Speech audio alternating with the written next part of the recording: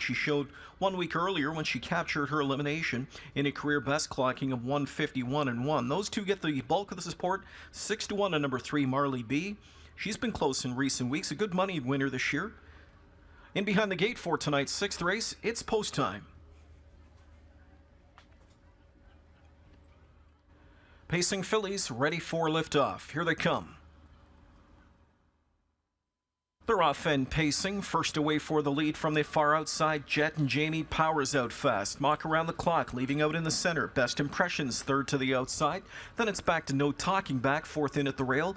Marley B left out from in fifth. Floating up sixth out there is Leave 'em Lady. Pan Louis Obispo backed all the way to seventh in the early going. Racing along from an eighth is OK Feisty. Further back to up front Hoosier Lady. Janet Jackson trailing by the quarter in 26-2. Jet and Jamie, that 50-1 shot, does the heavy lifting on the front end early here. Pocket sitting second at the inside is Mock around the clock. Then it's back to Best Impressions from in third. A rugged trip tonight for Leave 'em Lady. She was left out there from in fourth, and she'll continue that long uncovered bid from the backfield. On her back now, slipping out to catch cover, is Pan Louis Obispo. Then it's No Talking Back, hemmed in at the rail. Up front Hoosier Lady, seventh and driving. Further back eighth inside is Marley B. Followed to the outside by Janet Jackson. Trailing the field, OK Feisty, 55-4 the opening half. To the far turn, Jet and Jamie on the lead.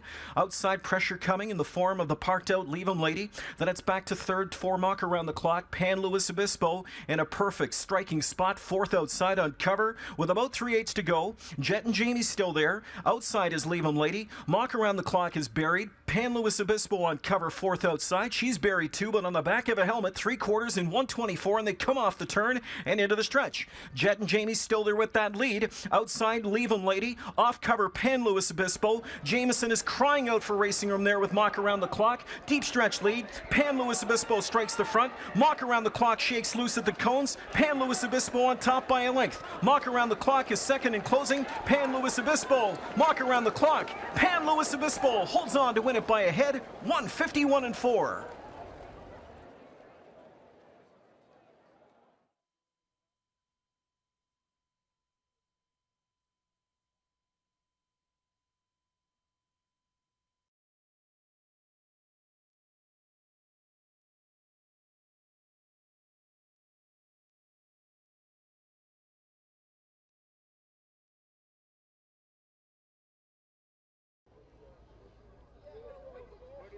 Okay, Pan Louis Obispo takes the 3-year-old pacing filly Midsummer Challenge, and Randy Waples joins me in the winner's circle. And Randy, you mentioned that leaving from the rail was kind of a tough spot for her, but you were able to work out a nice trip second over, and at the top of the lane came off that cover and went right by. She was pretty strong down to the wire. Yeah, she raced fantastic again. She always does, you know. She's just a really nice little filly. She's good from behind, but she doesn't have like accelerating gate speed, and especially with the rail here, it's tough to get away. So, I mean, I was a little nervous because there was a lot of horses that looked like they were just going to drop down and try to get a flow going early, but I got lucky enough to get out on Scott's back, and he took me right to the head of the lane, and she sprinted like she always did, and she was able to hold off a really fast closing filly. Yeah, and at any point were you worried about that filly coming up the rail, because Jody finally got that lane, and she came charging hard, but it looked like you had enough going to the wire? Well, I mean, it's funny because when I first moved her, I was kind of a little bit worried that Jody would find a way up through there, but you know, then when I cleared and she crossed over, I thought that I'd be okay. You know, I thought I had enough of a jump on her, but then all of a sudden, out of the corner of my eye, I could see the red and black hood starting to come, and you know, it was a race to the wire, and thank God the nice guy won. Well, you won, that's for sure, and it worked out really well. And just talk about how consistent this filly is. She's only missed the board once in 9 efforts this year.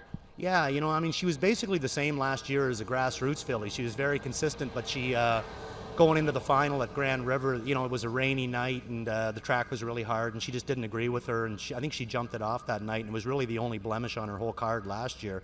I'm surprised that she was able to step up her game this year and, you know, be able to race against horses like Love Canal and stuff like that. But the biggest thing is, though, is she's got 2 huge factors going for her. Number one, she put size and weight on, which is always nice to see a 2-year-old come back as a 3-year-old and fill out the way she did. But the biggest thing is Bob, you know, I mean, he just does it year after year. You know, he just has his horses on their toes. His horses always seem to, you know, like they can race for years and years and years, and he just does an amazing job, him and his whole crew. Well, congratulations, Randy, as Pan Louis Obispo takes the Midsummer Challenge in 151-4.